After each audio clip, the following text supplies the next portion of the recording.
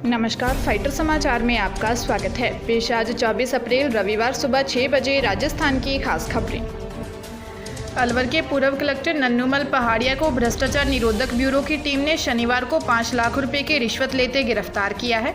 IAS अफसर पहाड़िया के साथ ही एसीबी ने एक आरएएस अफसर अशोक सांखला और दलाल नितिन शर्मा को भी गिरफ्तार किया है। शनिवार को घूस लेते पकड़े गए नन्नूमल पहाड़िया 3 दिन पहले ही अलवर कलेक्टर के पद से रिलीव हुए थे। पहाड़िया को विभागीय जांच आयुक्त के पद पर लगाया गया था। एसीबी डीजी बीएल सोनी ने बताया कि कुछ दिनों पहले एक शख्स ने शिकायत दर्ज करवाई थी। शिकायत में बताया था कि उसकी कंस्ट्रक्शन कंपनी की ओर से निर्माण कार्य किया जा रहा है, काम में कोई परेशानी नहीं हो, इसके लिए 4 महीने के 16 लाख रुपए मासिक बंदी के रूप में रिश्वत मांगी गई थी। इस पर एडीजी दिनेश एमएन के निर्देश पर एएसपी विजय सिंह और डीएसपी महेंद्र कुमार के नेतृत्व में टीम बनाई गई। आईएएस नन्नूमल पहाड़िया 3 दिन पहले ही अलवर कलेक्टर के पद से रिलीव हुए थे। एसीबी के मुताबिक शिकायतकर्ता सुबह जब रुपए लेकर अशोक सांखला के पास पहुंचा, शिकायतकर्ता ने सांखला को पैसे दिए। इसके बाद सांखला ने दलाल नितिन शर्मा को इसे पूर्व कलेक्टर नन्नूमल पहाड़िया के पास पहुंचाने के लिए कहा।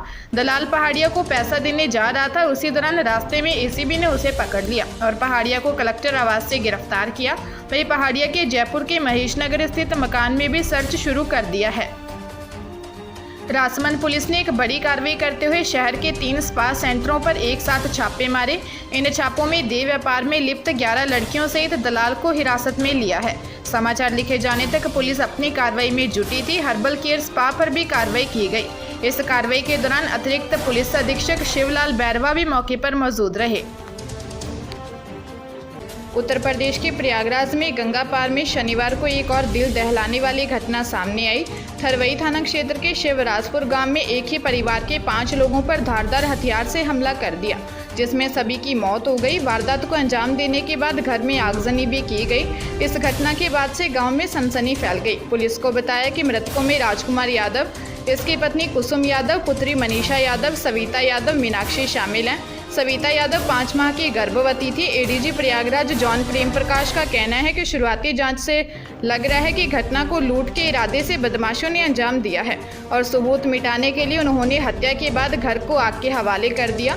मौके पर फॉरेंसिक और डॉग स्क्वाड की टीम जांच के लिए बुलाई गई है। बता दें कि इससे पहले 16 अप्रैल को ही जिले के नवाबगंज में पशु व्यापारी ने अपनी पत्नी, 3 बेटियों की हत्या कर फांसी लगा ली थी।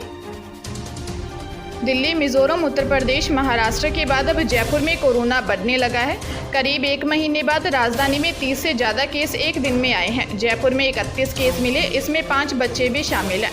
इनकी उम्र 8 से 14 साल की है। विशेषज्ञों की माने तो दिल्ली, हरियाणा और उत्तर प्रदेश के एनसीआर बेल्ट में कोरोना के बढ़ते केस राजस्थान के लिए खतरा बन रहे हैं। जयपुर सीएमएचओ से मिली रिपोर्ट के अनुसार शुक्रवार को 31 पॉजिटिव केस सामने आए हैं। हालांकि ये सभी केस कम लक्षण वाले हैं, जिन्हें होम आइसोलेशन के निर्देश दिए हैं। राज्य में केस बढ़ने के साथ ही एक्टिव केस भी बढ़ने लगे हैं। हालांकि ये केस गंभीर नहीं है, हल्के लक्षण वाले हैं। राज्य में अब तक कुल 141 एक्टिव केस हो चुके हैं, जिसमें से 124 अकेले जयपुर में हैं। इसी तरह जोधपुर में 4, अजमेर, धौलपुर, उदयपुर में 3, बीकानेर में 2 और दौसा, भीलवाड़ा में 1 एक्टिव केस है। शेष 25 जिले अभी कोरोना मुक्त हैं। जयपुर जिले के करदनी थाना क्षेत्र में एक युवती को होटल में ले जाकर दोस्त युवक ने कोल्ड ड्रिंक में जबरन शराब मिलाकर पिला दी। नशे की हालत में युवती से रेप किया। विरोध करने पर थप्पड़ भी मारे। पुलिस ने पीड़िता के पिता की शिकायत पर मामला दर्ज कर लिया है। पुलिस ने बताया कि गोकुलपुरा करदनी निवासी 19 साल की युवती से रेप हुआ है। वह निजी स्कूल में 11वीं क्लास में पढ़ती है। आदित्य सोनी निवासी करदनी उसका दोस्त है। आरोपी आदित्य ने पीड़िता को बात करने के बहाने घर के पास बुलाया। मिलने आने पर उसे निवारू रोड स्थित एक होटल में ले गया। होटल के रूम में ले जाकर आरोपी ने उसे कोल्ड ड्रिंक में नशीला पदार्थ मिलाकर उसके साथ रेप किया। विरोध करने पर आरोपी ने उसको थप्पड़ मारे। पुलिस आरोपी की तलाश कर रही है। बारन शहर में जोनल अस्पताल के सामने विनायक नगर में चोरों ने 2 घरों में चोरी की वारदात की। शातिर चोर कटर से खिड़की की ग्रिल को काटकर अंदर घुसे और कमरे में सो रहे दंपति को बाहर से कुंडी लगाकर बंद कर दिया। सूचना पर पहुंची पुलिस ने बताया कि विनायक नगर निवासी शीतरलाल मेघवाल के घर की खिड़की तोड़कर चोर अंदर घुसे और 15 तोला सोना, 1.5 किलो चांदी और 1 लाख रुपए नकदी ले गए। शातिर चोर दूसरे कमरे में रखी अलमारी और बक्से से जेवर और नकदी चोरी कर ले गए। चोरों ने एक शादी के घर में भी चोरी की। चोर बालकनी से होकर घर में घुसे। अलमारी में करीब 2.25 लाख रुपए और शादी में दुल्हन के लिए जाने वाला 2 तोले का सोने का हार रखा था। इस दौरान नींद खुलने पर नीचे गए पीड़ित के बेटे अमन ने 2 चोरों को पकड़ने की कोशिश की, लेकिन चोरों ने उस पर ईंट से हमला कर दिया और फरार हो गए। राजस्थान के कोटा जिले के कुन्हाड़ी थाना क्षेत्र में कोचिंग स्टूडेंट द्वारा फांसी लगाकर आत्महत्या कर लिए जाने की जानकारी सामने आई है।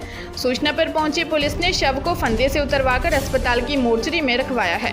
पुलिस ने बताया कि यह छात्र लैंडमार्क सिटी की एक रेजिडेंसी में रह रहा था। छात्र ने कमरे में फांसी लगाकर आत्महत्या की। पुलिस ने बताया कि मृतक छात्र मूलतः उड़ीसा का निवासी था। पुलिस ने बताया कि पढ़ाई के तनाव के चलते आत्महत्या की बात सामने आई। पुलिस मामले की जाँच में जुट गई है।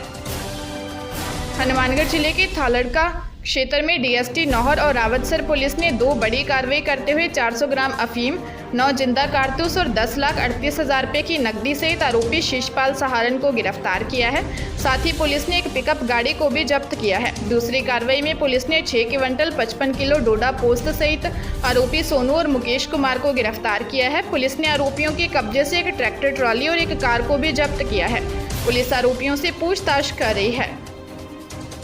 महर्षि दयानंद सरस्वती यूनिवर्सिटी अजमेर की ओर से आज 24 अप्रैल को इलिजिबिलिटी टेस्ट का आयोजन किया जाएगा। इसके लिए किस सेंटर पर किन किन सब्जेक्ट की परीक्षा होगी, इसकी लिस्ट जारी कर दी है।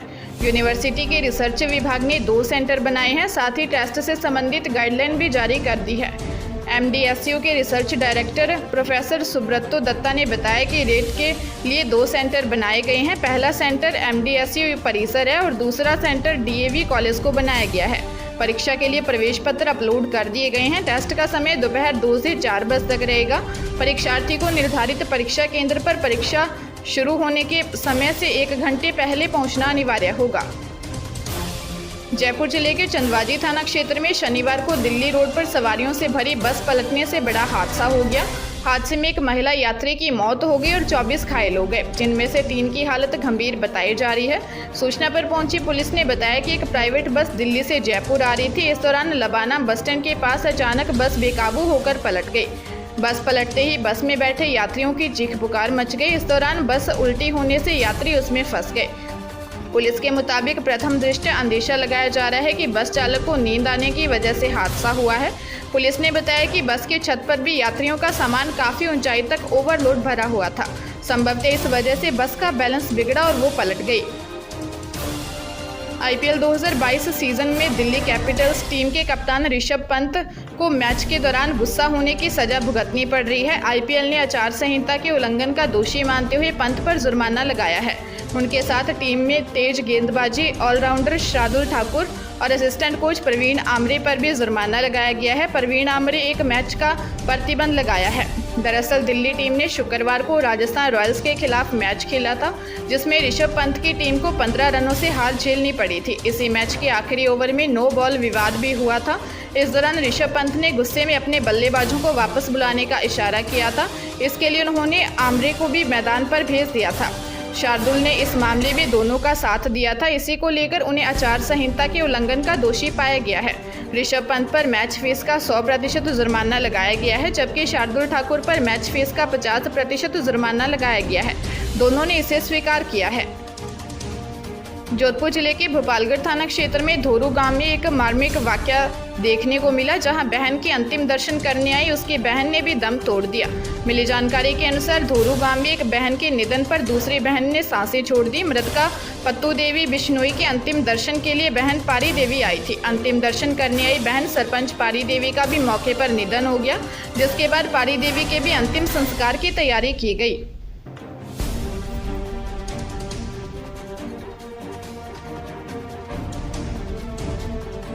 ताजा तरीन खबरों के लिए फाइटर न्यूज को सब्सक्राइब करें और बेल आइकन को प्रेस करें ताकि नई न्यूज अपडेट होते ही आपके फोन की घंटी बज जाए।